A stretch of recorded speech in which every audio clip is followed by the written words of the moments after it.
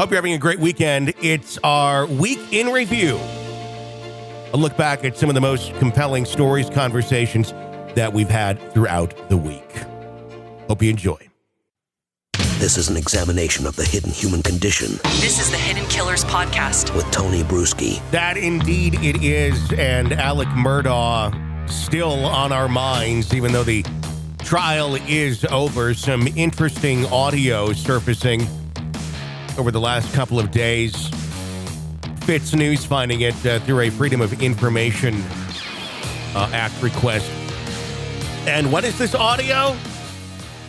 Well, it's Alec Murdaugh speaking with the investigators in the Gloria Satterfield death investigation. It's the full interview of that.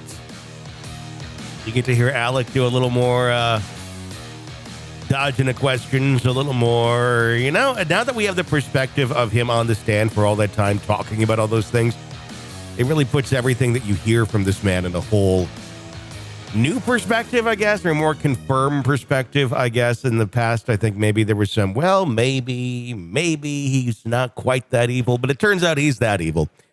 The man lies about literally everything. So how do we know that this interview with authorities was not some sort of a farce or a lie, which I'm sure will be dug into even deeper as that investigation continues? But without further ado, this is Alec Murdaugh talking with the authorities about the death of his former housekeeper. And I think that that term is not accurate, because this is a woman who was with him for more than 20 some years, practically raised his children.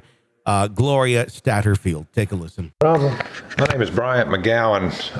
I'm in Moselle, South Carolina. Today is Thursday, March 29th. Time's approximately 11:15 a.m. I'm meeting with Alexander Murdaugh.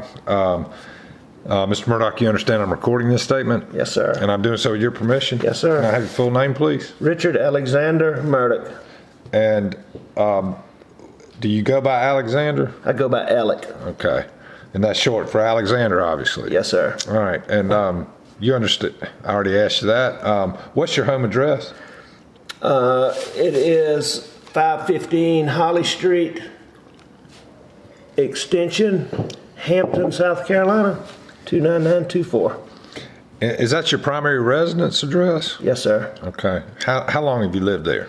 Since January of 2000, so 18 years. Well, 17 years and some. Alec, you and I have been meeting to talk about an occurrence that happened here at the property involving a Gloria Satterfield back on February 2nd of this year, which was a Friday. And you recall the incident I'm referring to? Yes, sir. All right. I wanted to ask you some questions about, why don't you just go ahead and start off by filling me in as to how your day unfolded that day?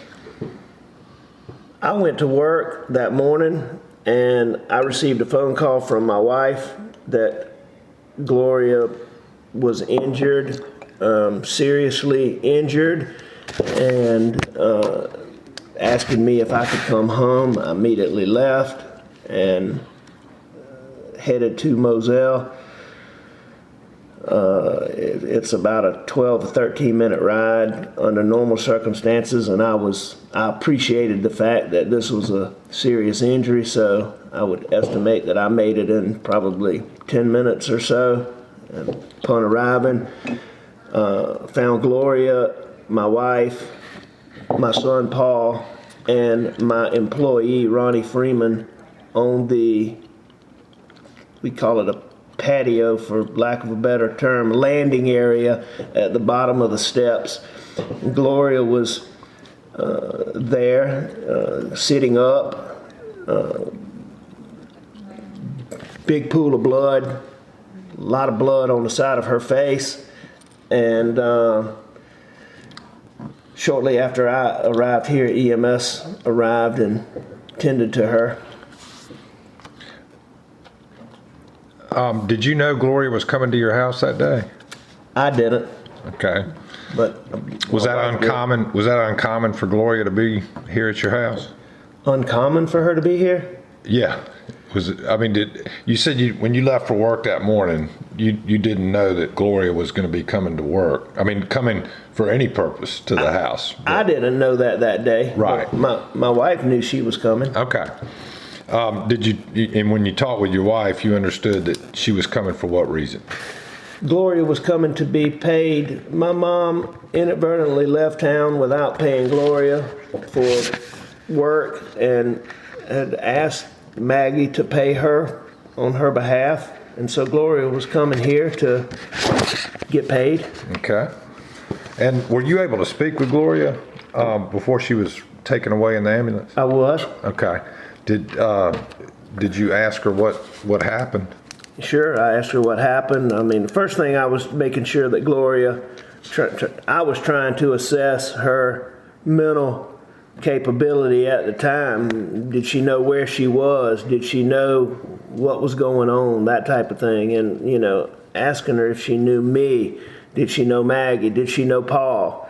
Did she know Ronnie? Did she know where she was? So how was she responding to those? She knew those things. She knew where she was. She knew who I was. I mean, she obviously was not functioning at full capacity, but she did. She knew those things. Okay.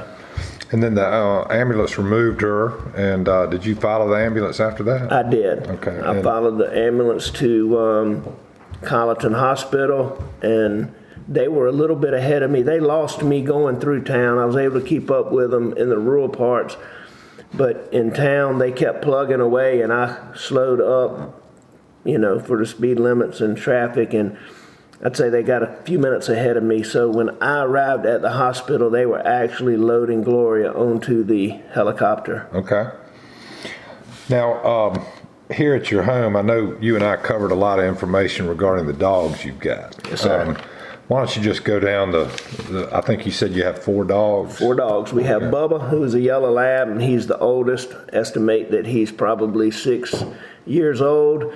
We have Bourbon, who is a chocolate lab, who I estimate is probably 1.5 years old, maybe younger than that. I'd say 1.5 years at the oldest. We have Blue, who I estimate is 1 year old, and Blue is a Labrador Poodle mix, so a Labradoodle. And then we have Sassy, who is a German short hair, who is no more than 6 months old. Okay. And in particular, I think you had expressed that Bourbon, the female chocolate lab, I believe she was purchased from Lazy Lab Kennels, and we're gonna button up all that data. But she had been away at a obedience school. Is that correct? That is correct. And how long had she been back when this incident occurred? I believe that when this thing was going on, we knew. I think it had been a day. I think she had been back a little more than a day. Okay. And when you were talking with Gloria before she was taken away, did she describe the chain of events in any way to you? Obviously, she was out of it. She indicated that the dogs had caused her to fall. Okay. And she was at the base of the front steps. She was. When you arrived. My understanding was she was sitting on the base of the steps when I arrived. Now, my understanding from my wife, when she found her, she was unconscious, and her head was on the landing area, and her feet were up the steps. So she was upside down. Well, almost. I think she was laying on her back or on her side, but her feet were up on like the second step, and her head was on the ground. So she was literally on the steps with her head down on the brick landing area. Okay. And did Gloria live here at the property? No, she did not. Okay. Do you know what her how far away her home is? I don't know her exact address, but I know that Gloria lived in Furman, South Carolina. Okay. So that's about 20 minutes, 25 minutes. Okay. It's in Hampton County. And how long would you estimate that Gloria had been doing work for you and or your family? She's been working for our family for, close to 20 years, I would estimate. I know she babysat my children when my youngest was an infant, so he's 19. All right. So. And she was paid along. She was not like a full-time employee. She was an hourly. She would be paid by the hour when she would work. Okay. All right. And I know we had gone over that the obedience school is run by Brett Lawson, and you're gonna tie down the rest of that information for me. I'm gonna get Brett Lawson's. I'm gonna get what paperwork he has. I'm gonna get vet records, and I'm gonna get the genealogical papers on Bourbon. Okay. And when was the last time you would estimate that Gloria had worked for either you or your wife Maggie here at the house prior to this event? Gloria did something. She was routinely doing things for us. So whether it was running errands, whether it was doing something at the Hampton house, or doing something out here, it would have been in the very recent past. It would have been within 14 days. Certainly within 14 days. Okay. Probably less than that. All right. And she was familiar with Bubba, Blue, and Sassy. Did she ever have any problems with any of those dogs? No. Okay. She was familiar with them, and she would have been familiar with Bourbon before she went off to. I don't know if we ever had her. I'm trying to think. I don't know that we ever had Bourbon at home before, but she was certainly familiar with Bourbon. With Bubba, Blue, and Sassy. Okay. Did she, during the course when she would be working for you, would she feed the dogs? Sure. Okay. There've been occasions where she did. Okay. All right. Now,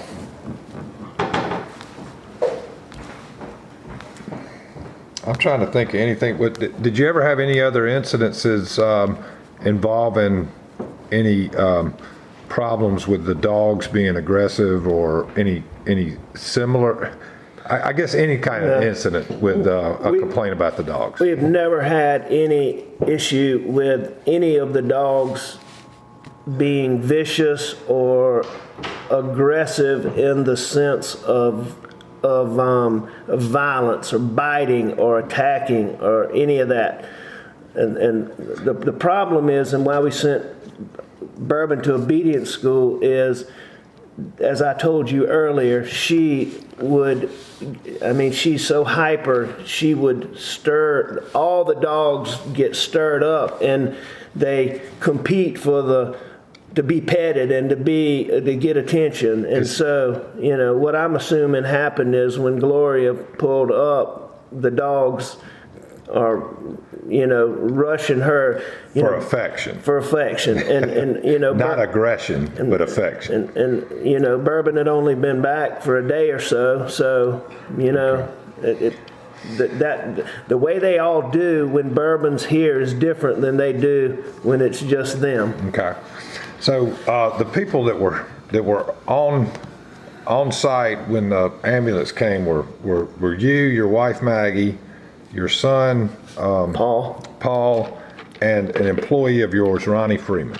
That's correct. And was anybody with Gloria when she drove up? I assume she drove her own car here? That's correct. And was there anybody in the car with her? No, sir. Okay. So there was no witness to the chain of events? To the fall itself? Right. No, sir. Not that I'm aware of. Okay. And do you have any surveillance cameras around the exterior of the home? No, sir. Okay. Alec, I've tried to go over everything I can think of. Is there anything else you'd like to add? I don't think so. All right. With nothing else to add, I'll be concluding the interview at this time. And again, I'd like to ask if you understood I recorded it. Yes, sir. I did so with your permission. Yes, sir. This is an examination of the hidden human condition. This is the Hidden Killers Podcast. The Hidden Killers Podcast. With Tony Bruschi. I told you there's still much more to come in the Alec Murdaugh case. It's just one chapter, the death of Maggie and Paul. We know that there is far, far more in the depths of the depravity of Alec Murdaugh. Press subscribe so you don't miss any of those updates as we continue to follow it for you right here. My name is Tony Bruschi. Stay with us.